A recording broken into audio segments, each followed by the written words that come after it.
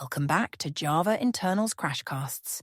I'm Sheila, and I'm here with Victor to dive into another fascinating topic in our Advanced Topics season. Today we're continuing our chapter on performance and scalability, and we'll be discussing benchmarking concurrent code. Victor, are you ready to help our listeners become benchmarking experts? Absolutely, Sheila. I'm excited to share insights on this crucial aspect of concurrent programming. Before we start, listeners should be familiar with basic concurrent programming concepts and have some experience with Java development. Great point, Victor. Now, let's kick things off with a quiz question for our listeners. Here goes. True or false? When benchmarking concurrent code, running the same test multiple times always produces consistent results. Think about it, and we'll reveal the answer at the end of the episode.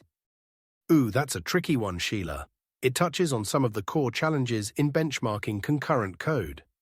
I'm sure our listeners will be pondering over this throughout the episode. It's a great way to highlight the complexities we'll be discussing today. Absolutely. Now, let's start with the basics.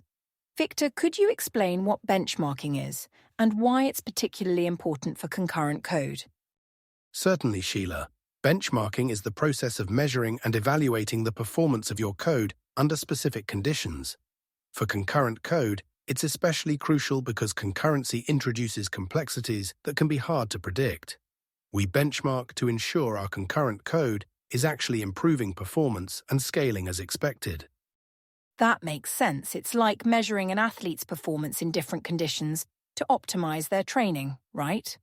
But how do we actually go about benchmarking concurrent code in Java?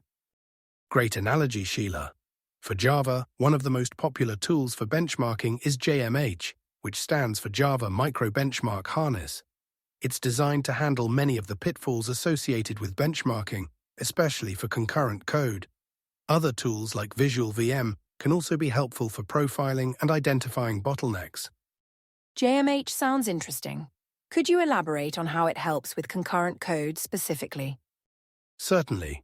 JMH is aware of common issues in concurrent benchmarking, such as false sharing, dead code elimination, and coordinated omission. It provides annotations and settings to control thread count, warm-up periods, and other factors that can affect concurrent performance. This helps ensure more accurate and reliable results. That's fascinating. Now, when we're benchmarking, what exactly are we measuring? Are there specific metrics we should focus on? Great question. The main metrics we typically look at are throughput, operations per second, latency, time per operation, and scalability, how performance changes with more threads or cores. For concurrent code, we're often particularly interested in scalability.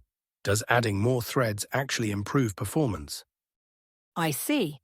So, if I understand correctly, we might use JMH to run our code with different numbers of threads and compare the throughput.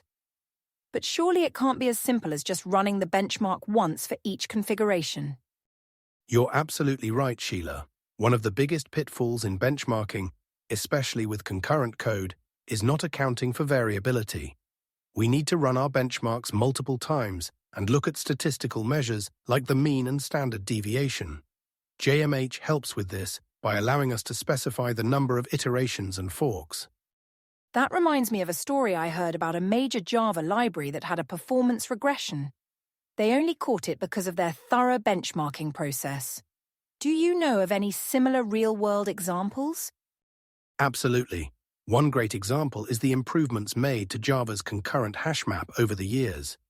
Benchmarking revealed that the initial implementation didn't scale well for certain usage patterns. This led to significant optimizations in Java 8, which were again verified through careful benchmarking.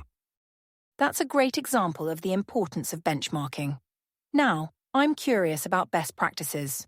What should developers keep in mind when benchmarking their concurrent code? Excellent question. Some key best practices include 1. Always warm up your JVM before measuring. 2. Be aware of and control for external factors like CPU frequency scaling and garbage collection. 3. Benchmark on hardware similar to your production environment. 4. Don't forget to test with realistic data and workloads. 5. Be skeptical of results and always try to understand why you're seeing certain numbers. Those are great tips, Victor. It seems like there's a lot to consider. Is there a simple way for our listeners to remember the most critical aspects of benchmarking concurrent code? Absolutely, Sheila. Here's a simple mnemonic.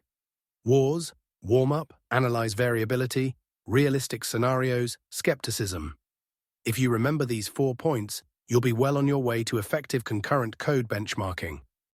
Wars. I love it. That's a great way to remember the key points. Now, before we wrap up, let's reveal the answer to our quiz question. Victor, would you like to do the honors? Certainly. The answer to our quiz question is false.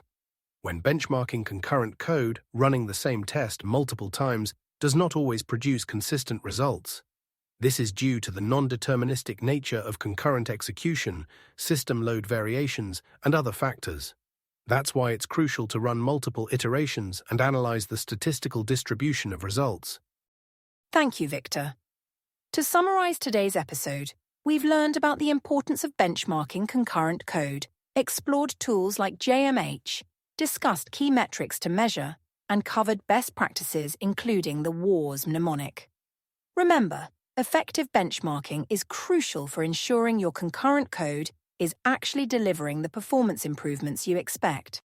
Absolutely, Sheila. And in our next episode, we'll be diving into the fascinating world of the Java memory model. It's a topic that's crucial for understanding the behavior of concurrent code at a deep level. I can't wait, Victor. And to our listeners, thank you for tuning in to Java Internals Crashcasts.